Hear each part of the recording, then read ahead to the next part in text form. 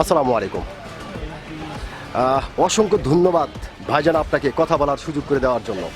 তো ভাইজান, সর্বপ্রথমে জানতে চাচ্ছি আপনি কেমন আছেন? ভালো। ভালো আছেন, আলহামদুলিল্লাহ, যে আল্লাহ পাক আপনাকে ভালো রেখেছে। তো ভাইজান, আপনার নামটা জানতে পারি? মোফাজ্জল হোসেন। মোফাজ্জল হোসেন, সুন্দর একটি নাম আপনার, চমৎকার একটি নাম আপনার। তবে একটি কথা বলতে আমি বাধ্য হচ্ছি, সেটা হচ্ছে আপনার নাম শুনে এবং আপনাকে মোটামুটি সামনাসামনি দেখে যেটা বোঝা যাচ্ছে, আপনি প্রচণ্ড একটি সাহসী মানুষ।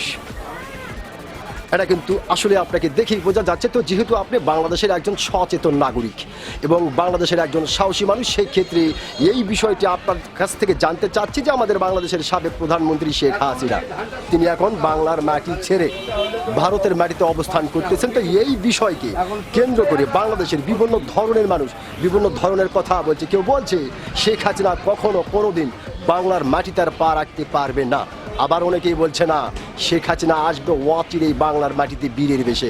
তো ভাইজান, আপনি একজন সচেতন নাগরিক এবং একজন সাহসী মানুষ হিসাবে আপনার কাছ থেকে জানতে চাই যে আপনি কোনটা মনে করেন, উনি আসতে পারবে কি না? কতখানি আমাদের জানা নাই। জি, আমরা খাটে খাওয়া মানুষ, আমরা জি। খাটে খাই। রাজনীতি বিষয়ে আমার কোনো জানার দরকারও নাই, জানার বিষয়ও নাই। আমাকে খাটে খাওয়াতেই হবে। সে আসবে কি আসবে না, সে থাকবে কি থাকবে না, ওটা আমাকে অতখানি নেওয়ার মাথা দরকার ব্যথা না, নাই। না। কাজ করে ভাত খাই এই পর্যন্ত। এই। অসংখ্য ধন্যবাদ আপনাকে, খুব চমৎকার করে এবং অত্যন্ত গুরুত্বপূর্ণ একটি কথা আপনি বলেছেন। আপনি বলেছেন যে ওই বিষয় নিয়ে আমরা ঘাটাঘাটি করি না, আমরা কাজ করি, ভাত খাই। অসংখ্য ধন্যবাদ আপনাকে। আপনি যে সত্যিকারের একজন সাহসী মানুষ, আপনি কিন্তু আপনার সাহসিকতার পরিচয় দিয়েছেন। অসংখ্য ধন্যবাদ আপনাকে।